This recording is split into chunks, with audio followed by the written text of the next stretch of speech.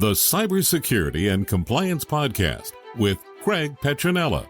Learn about the most current IT security threats in ransomware, phishing, business email compromise, cybercrime tactics, cyber heist schemes, social engineering scams, as well as hints and tips from leading professionals to help you prevent hackers from penetrating your network and dropping ransomware or malware payloads. This podcast will arm you with the best info to defend your network against the latest cyber crimes. Don't forget to like and subscribe.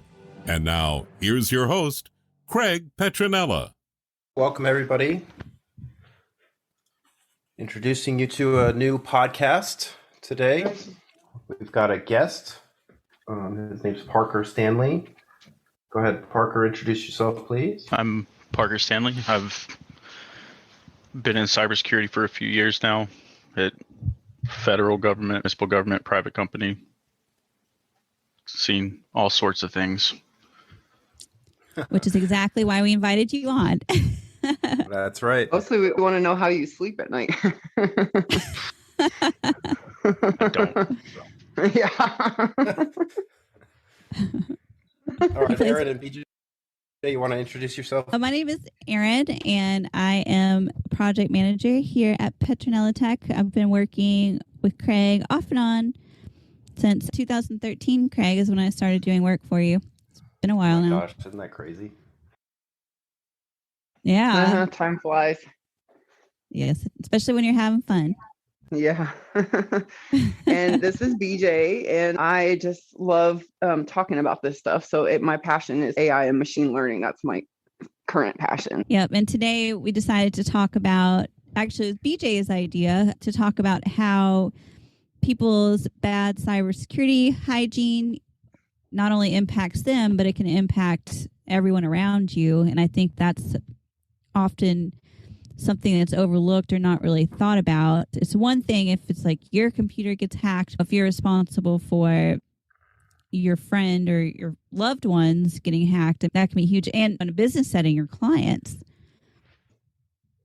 getting Absolutely. their data compromised. Yeah. So the idea came to me. It wasn't my idea. I can't take credit. The idea came to me. I was standing there getting ready to cook something, and on my Echo Show, Alexa popped up a news article that said that an online news site had passed malware to its readers. I guess they had been hacked and they didn't know it.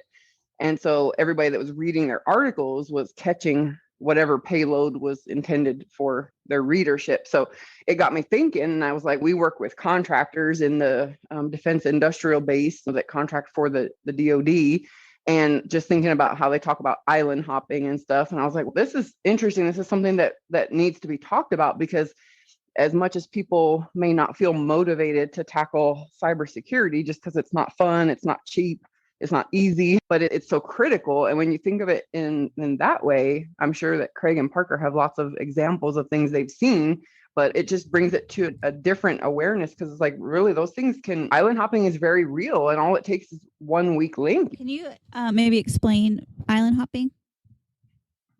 So Craig could probably explain it better, but it's just a term that they use, especially for people that are in the same supply chain. So like, for example, there's 300,000 contractors in the defense industrial base, and then who knows how many vendors and subcontractors, but they're all connected because of the systems they use and different tools that they use and things they log into. And so it's just one big ecosystem. And so the term island hopping describes, like, if a hacker was to breach one area of that supply chain and then plant the right payload or the right malware, it could then spider. And I think Parker had an example of something like that, but it could spider then through that network, through that ecosystem. Yeah, said. So it's very similar to what happened with Target. You remember the Target breach? So with Target, the HVAC vendor was hacked. So rather than hack Target directly, they went through the weakest link. In this example was the HVAC vendor, which was a close partner. And that's how they dropped a keylogger. Huh. And what was the example you were talking about, Parker? I've seen before where you'll get a malicious email, but it's coming from a company that you've worked with before, even a user that you've worked with daily for years, but they got compromised, and then the attacker sends out the attack to everyone in their address book. And then whoever gets compromised from that, they'll send it to their address book, and it just blooms out to everybody. Talk about a blooming onion, right? Oh yeah. Yeah. So if you like draw on a whiteboard, the nucleus is the main company. So if we keep Target as the example, Target in the center, the vendors of trust. So we got an HVAC vendor, might have an electrical vendor, might have some kind of contractor for organization to help develop new and build new Target stores. I think FireEye was contracted. I don't know if they're still with Target, but that was the company that Target was using for cyber, I think, at one point or another. So my point is you draw this picture of how the main company connects to their trusted vendors. And then what the hackers do is they scan all and try to find the weakest link. What's the path of least resistance? How do we get in? And that's what the whole island hopping. That's like a whole new, like that category. Because I just heard this term island hopping like late last year, I think. And I think it was part of the CMMC. Yeah, I'm sure it was. I learned that term island hopping.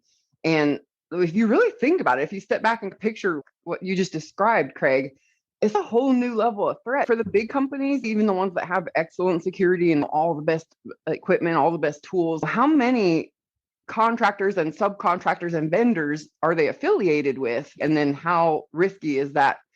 That's a whole new level of possible threat. That's what's, interesting too. So you've got the example that you're painting the picture around, PJ. You've got like typically the smaller defense contractor, which is in the lingo usually called a sub. And then you got the bigger defense company that's usually the prime or the main contract holder. So you've got those two that are very close cogwheels together to get things done. And then you've got outside vendors. Maybe that small defense contractor is using a managed service provider or an IT company or an IT guy. All of these connections are different little islands that all in the whole thing, the whole chain has to be secure.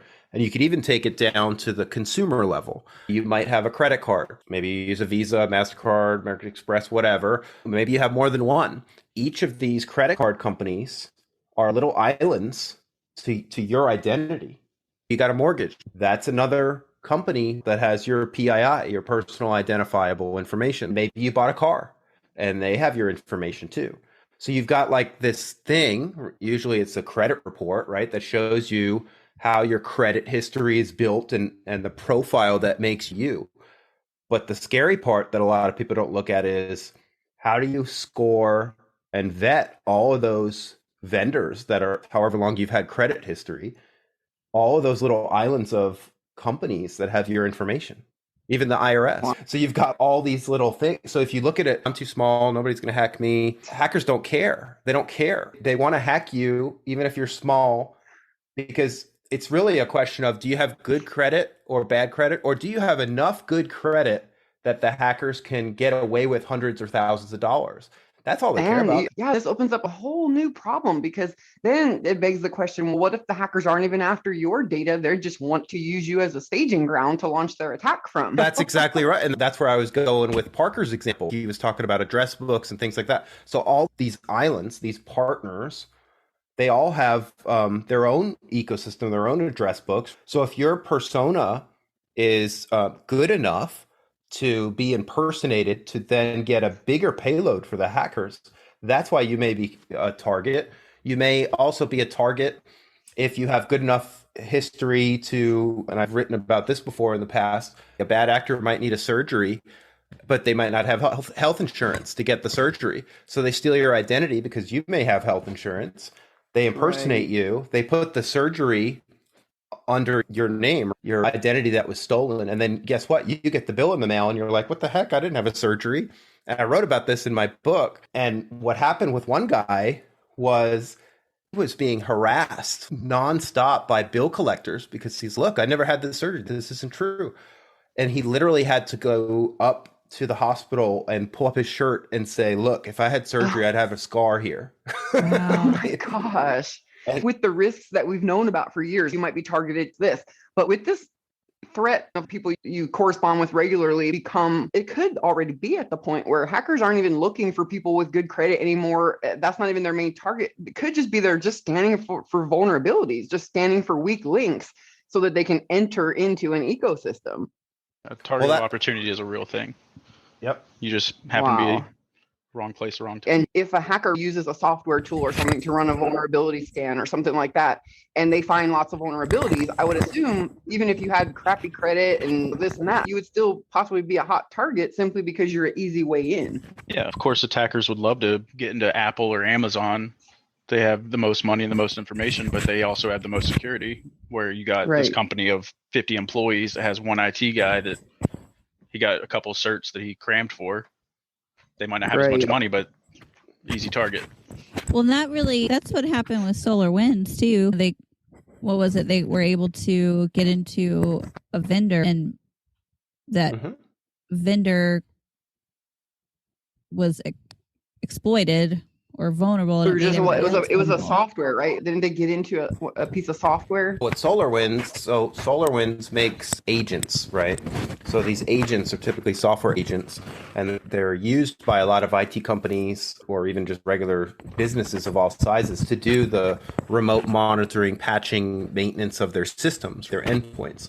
And SolarWinds was breached, and what happened was it bled into the people that were using their platform. So much irony in that. You're going there for solutions, and then instead you're catching the problem. Yep. Didn't they get hit again recently? Besides the initial SolarWinds issue a couple years, or I don't even remember how long ago it was. I remember something about them more recently. I haven't heard of the recent one. That could be true, but the original one was on March 26th of 20. Okay, so it was 2 years ago. I don't know if it was another attacker them finding another vulnerability. Found more yuck. They weren't even aware of at the time. It's so interesting because even like with COVID, we all learned how connected we are. It spreads like wildfire. And if you're starting to see a similar picture emerge when you talk about cybersecurity, is any island separate from the others? When you factor in things like cookies and IoT devices, ISPs themselves, is any island actually separate from the rest, or is the whole cyber space one ecosystem with lots of different moving parts? And if you get hit like SolarWinds did, people will make sure your island is separate from theirs. One thing people also don't take into account is your reputation after the fact. I don't know a single person who at this moment is willing to work with SolarWinds if they aren't already. And that's crazy because that could have happened to anyone. But you're right. It comes with a huge toll on the relationship. And these are all things that people don't think of until after the fact. Think about mathematics with least common denominator. If you put that thought on to cybersecurity, what are some things in common that pretty much everyone uses? And what if something like that was embedded somehow at the supply chain top of funnel? I'm just thinking out loud, but something like an Apache license software, the document itself that's on every device that has these Apache licenses, something at that core level that almost all devices have. Like issue with the Lenovo machines a few years ago. Oh. Or the issue that Intel was having, people discovered was a vulnerability in their processors for years. Yep. I don't know everything you guys know about the actual computer itself and how it works, but what if there was a way to breach something that happens on every machine, like a low battery pop-up, like you have 10% battery left? What if something like that could somehow be targeted? And the little toast pops that Windows will send you, people will get pop-ups right there that it's an actual Windows pop-up, but it's coming from a cookie you got from some website that says you're infected. If they just made them look more believable, they would probably get more clicks. But or if they get it to the right place. As things become more connected, it's so dangerous because you have the whole Internet of Things. What's the number now, Craig? Do you know? I think a few years ago we heard, what was the number, like 50 billion devices on the Internet of Things? Oh, I could just do a quick search. It changes every second. Yeah, but if you think about that, as things become more connected, risk involved is that much higher too. To answer your question, BJ, there's projections of 1.3 billion by 2023 as far as IoT. Wow. Okay, billion. Well, I guess that is a lot. What's also interesting is it says that's the 1.3 billion projected subscriptions. That's subscriptions by 2023. The number of connected devices in 2021, they say, is predicted to hit 46 billion. Oh my God. Okay, here's a really relevant current example that you guys may not have even heard of yet. So I use this app called IFT. I don't know if you heard of it. It's an automation app, and you can program a lot if you're into automated home and stuff. You can program a lot of your smart devices in your house to work together and to link to other platforms like Alexa, Google Assistant. I've been using this app and I've been running these automations and trying to link a lot of this stuff in my home and my devices together. Just yesterday, I started getting all these emails that some of they call them applets, the automations that you set up, that all my applets were being turned off. I'm like, what's going on here? They're all getting turned off. I was at the point where I felt really happy. I'm like, wow, this stuff's really flowing. It's really working well. All my automations are just executing perfectly. And I was starting to feel really good about it. And then I started getting all these emails that they're all being turned off. For example, every time I play a song on Spotify, it was logging that to a Google Sheets document. Well, anyway, I didn't know what was going on. I kept trying to turn them back on, and then they would just get returned back off. I Googled it and found that other people were having the same problem. It was on Reddit. This just started yesterday or maybe 48 hours ago. And everybody's getting these error codes from Google, error 400 on any automations that link to Google or Google Assistant or anything. They're getting all these error codes and nobody knows why and doesn't know why. And it just got me thinking, I was just playing with it. Like I have these long sheets of all my songs that we're playing, and a lot of automated activity. And I'm probably one of the lower end users on these apps, but some people have this stuff set up to such a degree. You think of all the connections, and so for some reason, these started to turn off recently, but how fast something can spread through an app like that. You're right. And it's similar to what happened with the whole SolarWinds thing. Malicious code was injected, and then that was in that ecosystem got the update, but the update was bad. So that's where it balances out. I've talked about this before too. You've got all these apps on your phones, you've got all these computer softwares on your computers, your endpoint, and you're trusting all of the vendors that have made these apps for you to do their security updates. But if you picture it as a house, every one of them is a window. So if a hacker were to break through that window, that's how they compromise and that's how they escalate. That's another illustration that you brought up. That software, all those people that use that are all... Yeah, there's some problem. Something happened to turn off the functionality, the linkage between these different platforms. Something happened recently to make this be the case.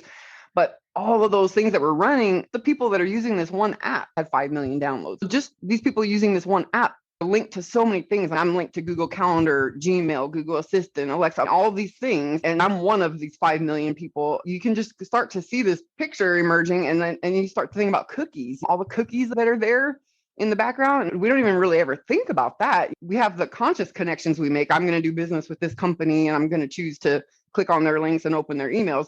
But what about all the stuff that we're not even consciously aware of, the stuff in the background, all the cookies and the different pathways and stuff that we're not even thinking about? Yeah, exactly. Another thing that I think about is when we have potential clients, for example, that are like, yeah, I know I need to get this done. We don't have time to focus on it, or excuses. But when it boils down to is that that's really selfish. I think a lot of businesses think about how cybersecurity is going to impact them and how we might not get a virus or whatever. What they don't realize or don't think about is how it's going to impact everybody else. One of the biggest reasons that password security is so important and why it's evolved so much is because if a hacker gets into your system and they find out your login credentials and you use those login credentials for your bank, they can log into your bank and steal you blind, right? Or steal your customer blind. And it's such a myopic and selfish way to think about things when in reality, everybody knows the internet is connected and you're only as strong as your weakest link. If you do have a vendor or you use somebody that doesn't have strong cybersecurity, that could really hurt you. I don't think that people really think of it in that way. They're like, we don't have time for this. We don't have the money for this. Okay, well, go tell that to your clients. you know? Yeah, it's clear that they're not thinking it all the way through. That's really become clear lately as a cybersecurity place. We've witnessed people be aware of the fact that they may have an active infection and not prioritize it in their budget to take the right, steps, the right actions. And these are not bad people. They're good people, but they're not thinking it through when they don't prioritize it. They're not thinking through. I think people are missing the awareness of how connected the internet already is. and that we're not all separate from each other. I'm paranoid about clicking links anymore. Like really only you guys do I click links from. Anywhere I won't click a link, but you can't pay me to click a link. But I don't think people realize how connected everything is. I was doing some reading about cookies this week. I have an interest in Spotify because I think it's a really neat development for the IoT. A lot of the intelligences that are out there, like Google Assistant, Alexa, Siri, can access the same content at the same time in Spotify. It's got an API for AI. It's linked up. And so I like looking into Spotify. I was reading in some of the fine print because the terms and conditions are always the fun thing to do when you have nothing else to do. I got really deep into it, just reading about cookies. And I'm like, wow, just cookies alone should be enough to make people think, okay, we really need to take our cybersecurity seriously, you know? I'm just wowed by the fact that you read about cookies. I find it interesting. I don't think a lot of people even know what cookies are. When you get reading about it, there's all these different types of cookies. And it's so weird. It's so ironic. Like everything in life, they say humor always has a degree of irony in it. And I think that's true with just about everything. If you think about the purpose of cookies was for, I call it big tech, but I guess it would be trying to make a buck off people using their platforms, right? So cookies are there to be able to track and glean intelligence on the user and present them targeted marketing and see what platforms they use. So, you know, all this stuff to gain data on your users so that you can then use that data to your advantage. So that's like the point of cookies. But when I started reading about the cookies and the different types of cookies and what they're capable of doing and how far their reach is, I was like, oh my God, like this right here, just this advertising avenue of cookies and what they're capable of. Weaponized, and cookies literally could sync the web. They're everywhere, like they're literally everywhere, and they're actually described as a piece of technology. Like cookies falls under technology, like it's actually a thing. Yeah, but people love it. They love having the passwords saved while their pages look the same every time they log in. Isn't that the truth? That's the. I don't think there could have been a better response to that whole thing I just said. Yeah, that's exact. That's the state of things, right? Anything convenience, in my experience personally, convenience is almost always the exact opposite of security. Right. I have been saying that. Have I not been saying that, BJ and Craig? Yeah. When I talk about one of the reasons I like one of our vendors, Gatekeeper, and even our other big vendor, Blue Shift, they actually are, I guess I like companies that marry efficiency and security, because you're exactly right, Parker. Usually if it's convenient, then it's not secure, and if it's secure, it's not convenient. Yeah, and this is like a double-edged sword. Like Parker's so right that people love it, and that's why it exists. Yeah. But this is like a double-edged sword because it puts these cookies that are actual pieces of technology all over the web and in everybody's devices, pretty much, with all over the internet. Like you might as well say in the background, the IoT is already connected by cookies. But then it's like a double-edged sword, because not only is that true, but then you also have the people, like the big companies that put out the cookies for monetary value. Then it's, wow, could this end up being, this could backfire on them? You know what I mean? The whole thing is just, wow, you can really this whole issue for quite some time and still be wondering. Yeah. And I think too, Parker, probably in your experience, most people, I would say, tend to choose convenience over security. And that's probably one of the reasons. No, users will choose security every time. I trust them. Yeah. Yeah. And then the big tech guys will choose collecting big data over making sure that those barriers are in place so that island hopping and infections can't happen. But through the overusage of cookies, big tech has probably put themselves in a vulnerable spot. I don't know. Could you explain that? If you just reverse engineer the thought, these cookies are pieces of technology, and there's different types of cookies and there's different things they do, but they're basically like a form of intelligence, because they're not like, they're processing information, and they're like, these cookies are actually like little bots, the way I envision it, basically, because they're programmed to do certain things. They perform certain functions. And so there's a degree of intelligence there because they're customized, to do certain functions, certain tasks, and they have certain boundaries, and they follow these rules. So anything that's capable of following rules and performing functions has a degree of awareness or intelligence to it. These, if you just call them like cookie bots, like they're everywhere.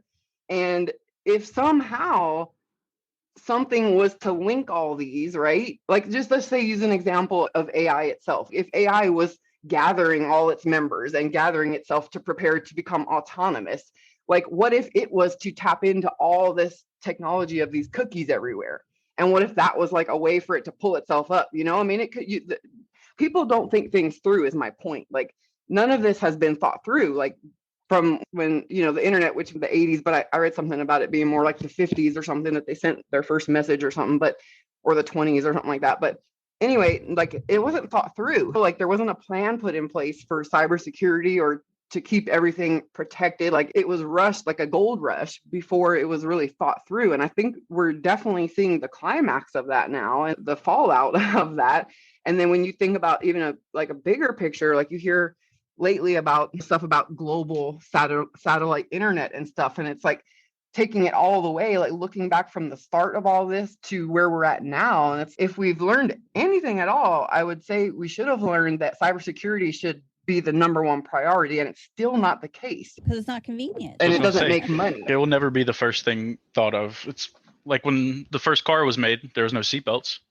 They wanted the car to work. They wanted to be able to drive around. They didn't think about the safety until, we had some people fly out the car when they hit something. Just a few weeks ago, we heard, you're right. And just a few weeks ago, we heard some of the Tesla cars, remember, like, they were having braking problems. Like, they were doing some automatic braking thing on their own or something like that. And just right there, that should give us pause and think, okay, before we go any further, before we do global satellite internet and all this other stuff, shouldn't we get all that figured out, you know, like, really carefully and perfectly? I kind of blindly trust Elon Musk. I think it goes to the fact that companies are pushing things so fast.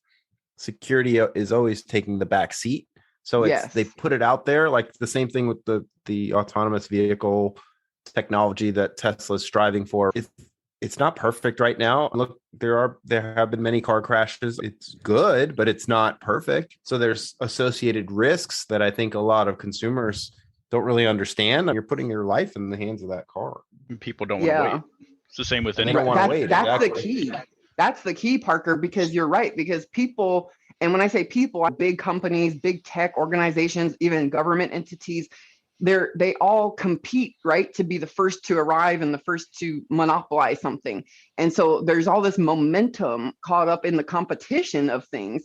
And so it, unfortunately, the side effect of that, like, the good news is that it causes the tip of forward progress to always be pushed forward. But the bad news of that is that people are prioritizing being the first to arrive and the first is whatever over let's do it the right way. And you're seeing that. Well, it's kind of, you can bring it back to the vaccines too. Yeah. That's a good everybody get metaphor. A jab, right? So that you don't get COVID, but who knows what's going to happen. We're all going to have tails in 5 years. Yeah. I'm sure there'd be a good use for a tail of some way, shape, or form to look on the bright side. But yeah, that's right. If we had a way to, like, say, stop the insanity, in the words of Richard Simmons, stop the insanity and let's do things correctly, there should be no more advancement of anything until we get the framework, get the foundational layer. You can't even get everybody to agree on a flavor of ice cream. You're never going to get everybody to stop everything.